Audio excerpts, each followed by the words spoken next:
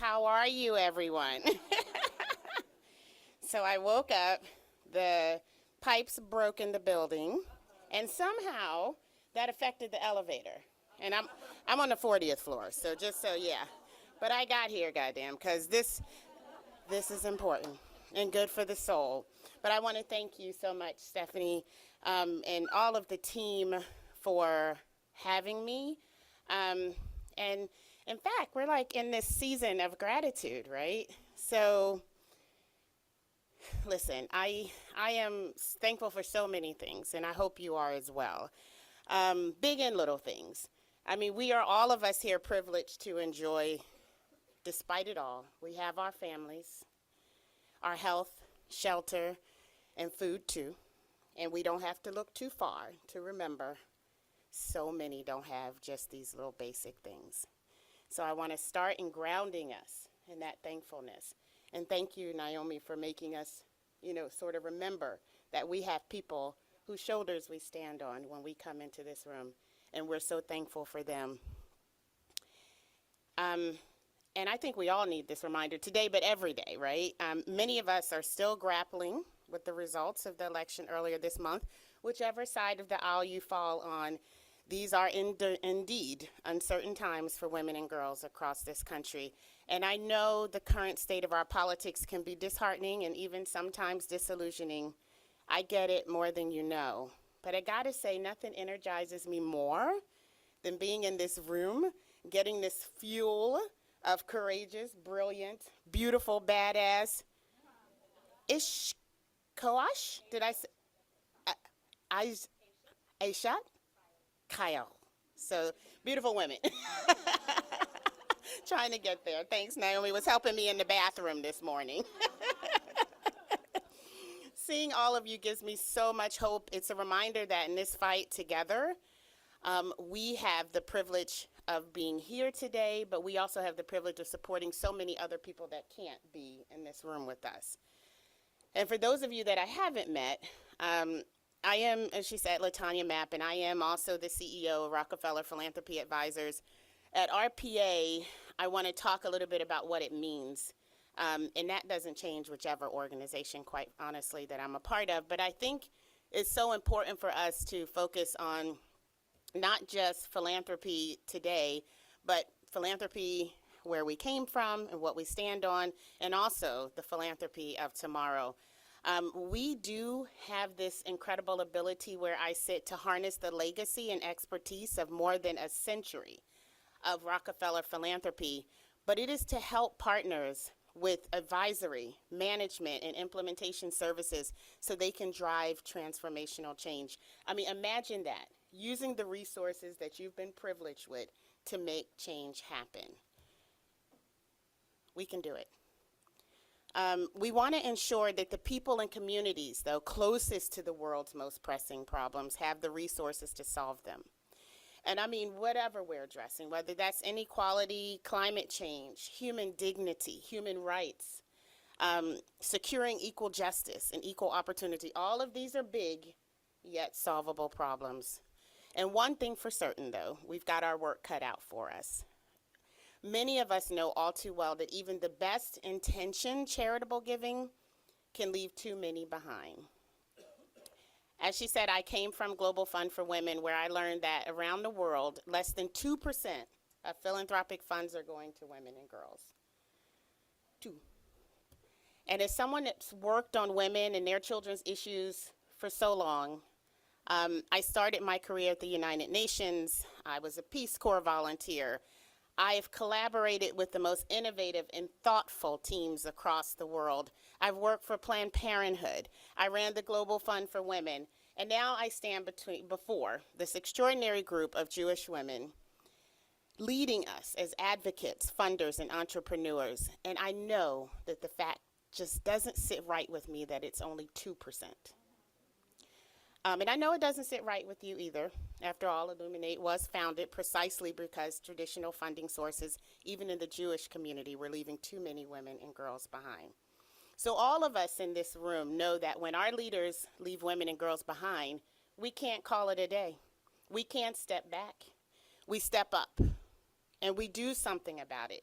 Because Everyday Feminist, these are the women that are the backbone of social movements and that transformational change that I was talking about. They bring together communities with a mindset of respect and authenticity, equality and empathy, and curiosity and collaboration. They are the most powerful lever for sustainable social change. I even wrote a book about it, so it's, yeah. I think it's on most of your tables. But seriously, as we emerge from an election where our country grappled with these issues around women's rights to choose dignity and freedom, and as we work towards peace and healing amidst war and suffering in the Middle East and in other places, we must boldly re-examine our past, our present, and our future. That has to begin with supporting and funding Everyday Feminist. As each of you continue the fight for gender equity and equality, we want to invoke the wisdom of Everyday Feminists with whom I've been privileged to work. I know you've been privileged to work with throughout your life and careers. I'd like to share the key 3 lessons, though, that they've gifted me and that I hope will energize you as you go through the day. All right, so the first lesson is change begins with listening. So movement building isn't just an exercise of speaking. I know that's who gets the cover, but it is actually an exercise of radical listening. When you're working with funders and partners on a niche social issue that feels completely new to you, or when you're working to even reconstruct a more equitable civil society, listening really is the way you make meaning of a new world through a lens of curiosity and care. Listening elicits a different kind of movement building. It's grounded in the we and not the I. It's an acknowledgement that you don't have all the answers on your own. And it's a real superpower when it comes to bridging even the most challenging divides, whether at home or abroad. Because really, we listen from a place of curiosity and not judgment, if you're listening.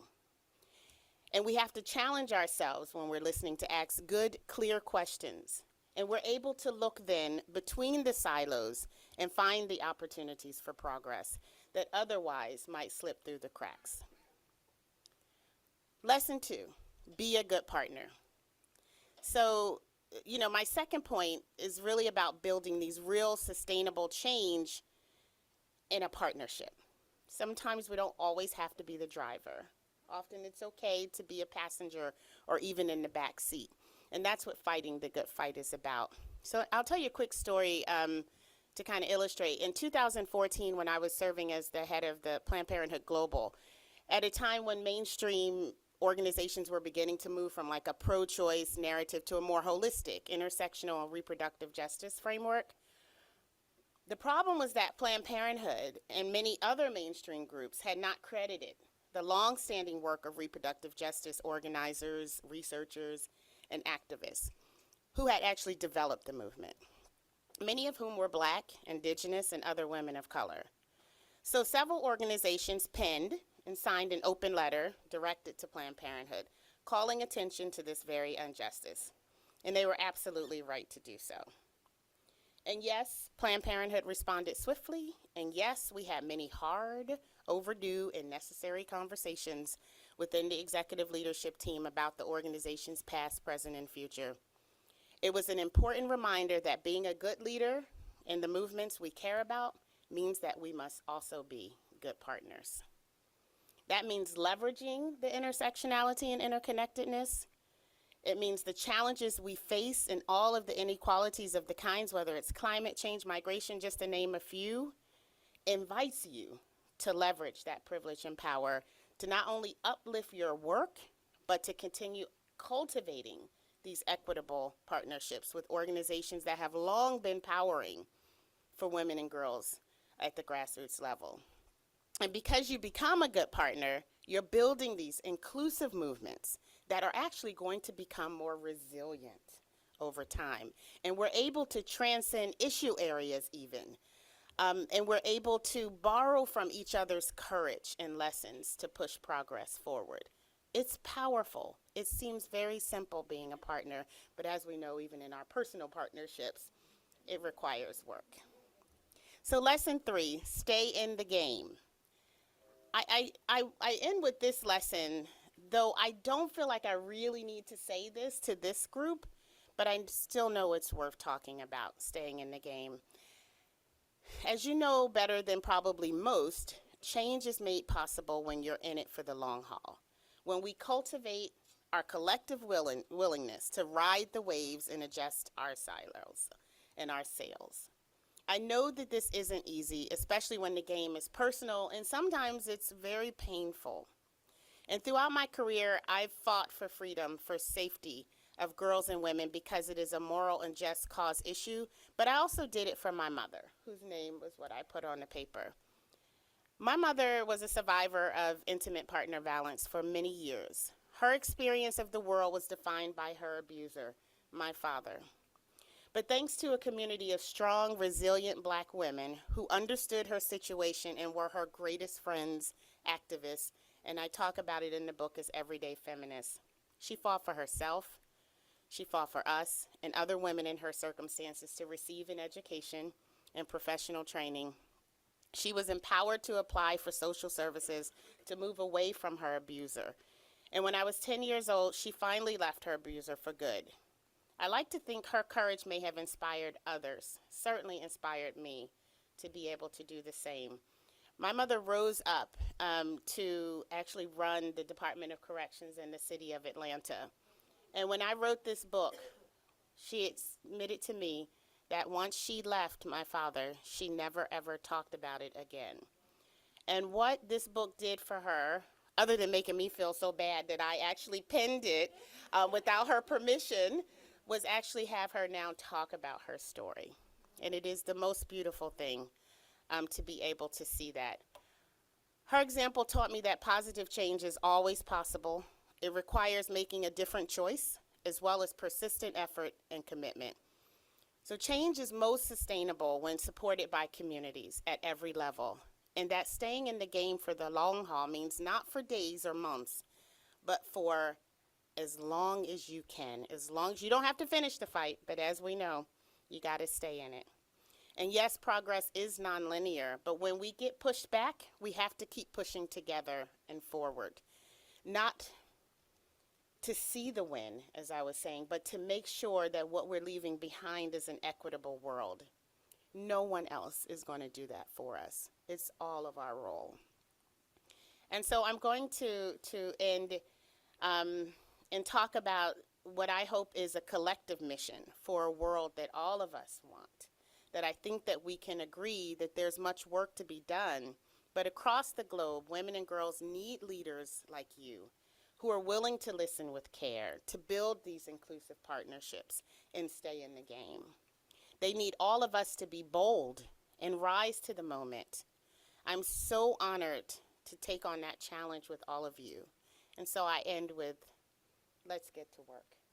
Thank you.